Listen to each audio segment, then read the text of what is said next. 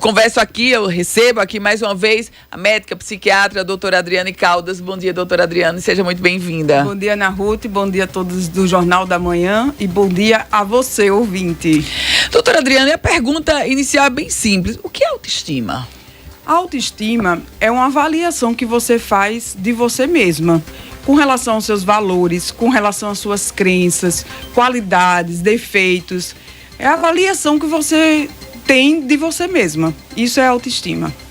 E essa avaliação que cada pessoa faz sobre você mesma, essa avaliação depende de quê? Depende do estado emocional dela? Qual a implicação disso, doutora Adriane? A autoestima, ela vai ser construída desde da sua infância, desde quando você é criança. Principalmente das relações parentais, né? Com seus pais, com seus cuidadores, com seus amigos. E aí você vai recebendo do meio, muitas vezes, críticas, julgamentos, e você vai incorporando, aceitando como se isso fosse parte de você. Então, a importância de a gente poder, desde muito cedo, né? Os pais terem essa consciência de elogiar os filhos, de não criticar tanto os filhos, professores também. Então, assim, todas as pessoas que convivem com essa criança e como ela também se defende disso, dela entender que não é dela, o que não é dela e o que ela pode também melhorar, né? Às vezes é uma crítica que pode ser uma crítica construtiva, mas crianças que receberam muitas críticas, foram muito julgadas, têm a tendência a desenvolver uma baixa autoestima, que vai trazer muitas repercussões na vida adulta. Doutora Adriane, a gente observa alguns comportamentos de pessoas que se mostram extremamente vulneráveis a qualquer tipo de opinião. E outras que no popular não está nem aí. Uhum. Isso depende de quê? Da popular criação, ou seja, dessa formação de infância, doutora? Isso aí tem muito a ver com o que você está falando, com a autoestima. Pessoas com autoestima boa são pessoas que têm uma autoconfiança muito grande. Então, mesmo com julgamento, mesmo com a crítica do outro, como elas se conhecem muito e elas gostam dela e elas se conhecem bastante para saber o que é verdade e o que não é verdade sobre elas, pouco importa o impacto que o outro vai ter na vida dela. E por outro lado, pessoas com baixa autoestima, ela vai precisar muito de uma validação externa.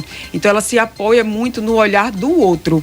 Então, se você faz uma crítica para mim, eu tendo uma autoestima baixa, eu vou ficar mal, eu vou ficar arrasada, porque realmente eu vou incorporar, é como se eu fosse absolver aquele julgamento, aquela crítica que você fez ao meu respeito, porque está faltando em mim a autoconfiança, a aceitação, né, de eu entender que eu tenho qualidades, mas eu tenho defeitos também, e como eu posso equilibrar tudo isso, né? Uma coisa que é muito importante, que eu acho esse tema muito pertinente, é muito frequente eu ver isso no consultório, eu vejo demais, e muitas vezes o paciente chega com a queixa que é de um quadro de ansiedade, é um quadro depressivo, e quando a gente vai se aprofundando na raiz do problema, a gente vai vendo que por trás de tudo isso existe, isso aí é só a pontinha do iceberg, né? Por trás de tudo isso tem uma baixa autoestima.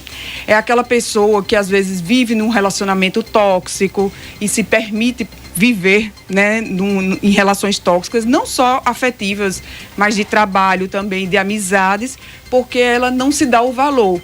Então, ela está sempre podendo fazer muito pelo outro e ela, por outro lado, ela não vê o limite dela. Da mesma forma que ela gosta tanto do outro, e para ela, o amor por ela, né, o respeito por ela. Então, ela vai achando que, como ela não tem valor, ela merece aquilo mesmo. Doutora, a baixa autoestima, ela pode levar à depressão? Pode. É muito frequente pessoas que têm baixa autoestima evoluírem para quadros depressivos. Justamente por conta disso, por conta dessa fragilidade com relação a elas mesmas, né? O julgamento que ela faz com elas mesmas.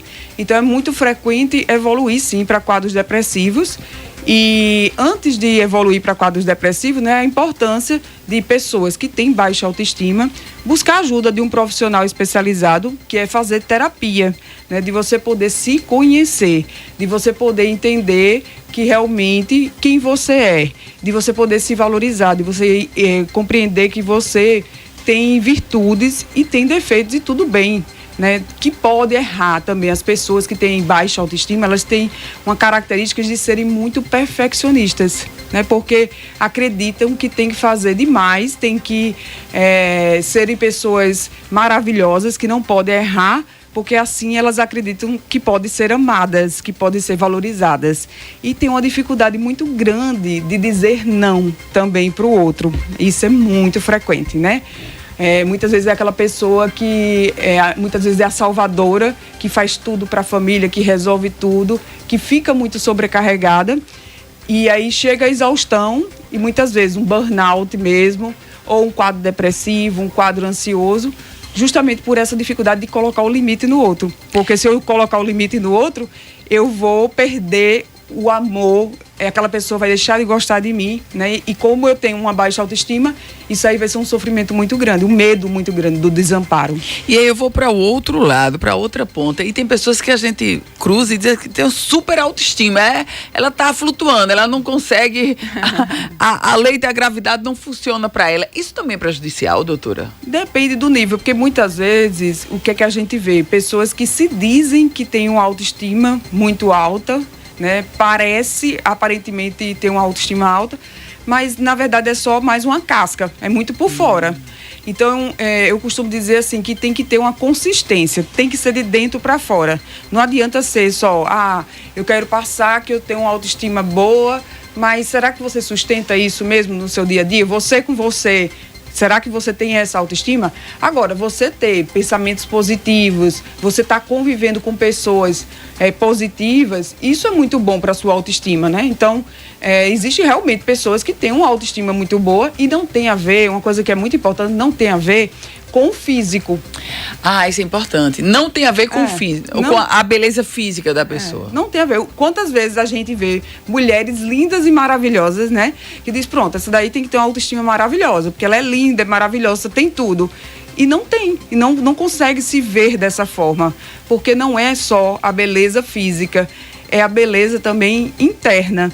Né? A autoestima não tem a ver só com o físico. Quando você está bem com você e que você gosta de você do jeito que você é, você transmite uma beleza que contagia, né?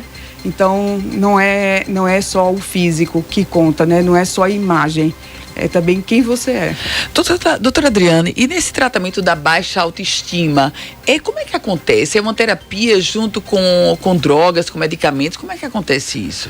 Para trabalhar a autoestima, é você poder revisitar o seu passado, né? De você poder ver como é que você foi construindo essa autoimagem sobre você e você vai ressignificando essas histórias, né? A partir do autoconhecimento, a partir da psicoterapia mesmo. E existem várias abordagens.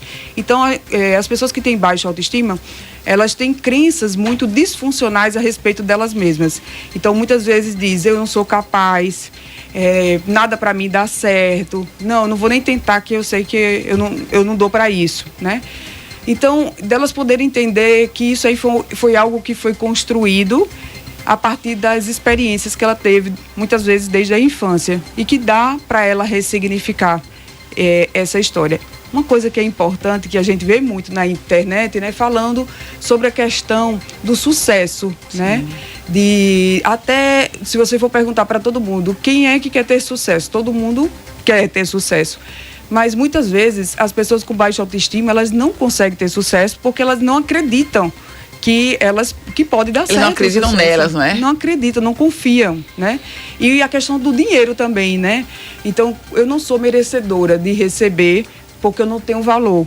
E muitas vezes, quando tem o dinheiro não mantém, não retém, né? Porque muitas vezes tem crenças disfuncionais de padrões também familiares. Então, se na família ninguém deu certo ou teve muitas histórias de falência, então assim, na minha família não dá, é até uma questão do pertencimento mesmo, né?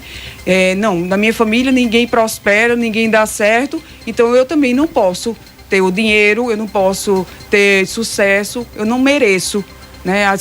Muitas vezes são pessoas que, para gastar com ela, tem muita dificuldade, mas para dar um presente para o outro é muito fácil, né? Então, é importante você poder se presentear, né? De você poder todas as suas conquistas, de você comemorar, mesmo que sejam pequenas conquistas. Então fica essa dica, assim, de você poder não supervalorizar só o lado negativo, que todos nós temos, mas de poder também olhar para as coisas boas, para a sua história, né? O quanto que você conseguiu superar as suas dificuldades.